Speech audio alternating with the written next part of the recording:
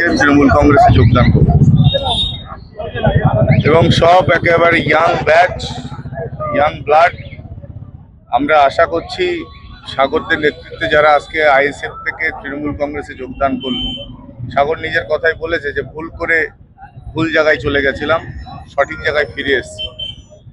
আমার বিশ্বাস লক্ষ্মীপুরে আমরা ব্যাপক রেজাল্ট এই বিধানসভা নির্বাচনে সব মিলিয়ে, আমাদের শাহাবুদ্দিন ভাই মেম্বার আছে, প্লাস ওখানে আমার বুথ সভাপতি, এদিকে আমাদের সাগররা, সবাই মিলে একটা ব্যাপক রেজাল্ট আমরা দেবো। সে তো আমার পাশে আছে, তাকে জিজ্ঞেস করলে পেয়ে যাবে। আমি বারবার একটা কথা মিডিয়াকে বলছি, এই যে আইএসএফ দলটা এখন 2026 নির্বাচনে প্রতিদ্বন্দ্বিতা করছে, এটা বিকৃত আইএসএফ, এটা সেই আইএসএফ নয়।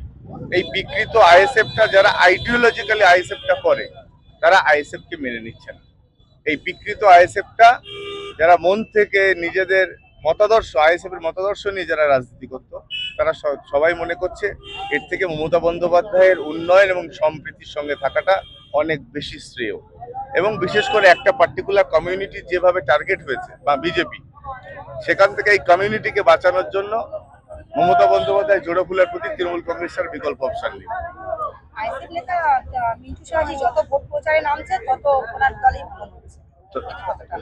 এ তো আরো যাবে, এখনো আপনি ধরুন আজকে কত 12, এখনো 17 দিন পরে নির্বাচন। 17 দিনে খুব কম হলেও 1700 পরিবার আবার আইএসএফ থেকে তৃণমূল কংগ্রেস আসবে।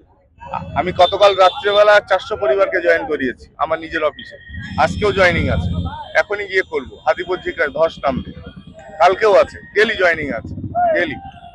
গত 4 দিন আগে যে প্রোটেস্টটা ভাইরাল হলো হুমায়ুন কবির নিয়ে, কি বলবেন দাদা?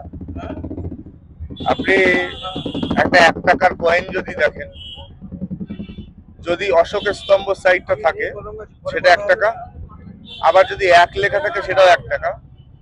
এই আইএসএফ আর হচ্ছে আম জনতা উন্নয়ন পার্টি, এরা ওই সেম জিনিস আছে, এই 1 টাকার এপিট আর ওপিট। আর টাকাটা কে দিয়েছে জানেন তো? ভারতীয় জনতা পার্টির দেওয়া ওই 1 টাকা। এরা হচ্ছে এদের দুজনের এপিট আর ওপিট, সেম জিনিস। এর ভিডিও বেরোয়নি, খুব তাড়াতাড়ি এর ভিডিও আসবে। আচ্ছা, আইএসএফ দলের যিনি বিশেষ করে ভাঙড় থেকে লড়ছেন নওশাদ সিদ্দিকী, আজকে দেখলাম যে নওশাদ সিদ্দিকীকে ঘিরে মানুষ প্রশ্ন করছে, উত্তর দিতে পারছে না, কি বলবেন? আরো কত প্রশ্নের সম্মুখীন হতে হবে। আপনি নওশাদকে, আমার প্রশ্ন নওশাদ সিদ্দিকী সাহেবকে, নওশাদ বলাটা সম্মানিত মানুষ, নওশাদ সিদ্দিকী সাহেবকে আমার প্রশ্ন, আপনি মানুষকে ভুল বোঝাচ্ছেন। আপনার কাছে আমার প্রশ্ন, আপনাদের জোটের প্রার্থী নন্দীগ্রামে সিপিএম এ, আপনি তারপরেও কেন আইএসএফ এর প্রার্থী ওখানে দিয়েছেন? কার পথ পরিষ্কার করতে? বাংলার মানুষ জেনে গেছে। সিপিএম আইএসএফ এর জোটের পরে ওখানে কি জন্য আইএসএফ এর প্রার্থী দেওয়া হলো, যেখানে সিপিএম এর প্রার্থী দিয়েছে? ওখানে শুভেন্দু অধিকারী বিজেপির প্রার্থী, কার পথ পরিষ্কার করতে দিয়েছে? এই মানুষ জেনে গেছে যে বিজেপির হয়ে টোটালটাই দালালি চলছে। আর বড় দালালটা দেগঙ্গাতে এই দালাল চক্রে সবার আগেই ছিল, এবার আগেই চলে গেছে দালাল চক্রে, সঠিক জায়গায় সঠিক সোজা। রতনে রতন চেনে, বাকিটা পরে বললাম না।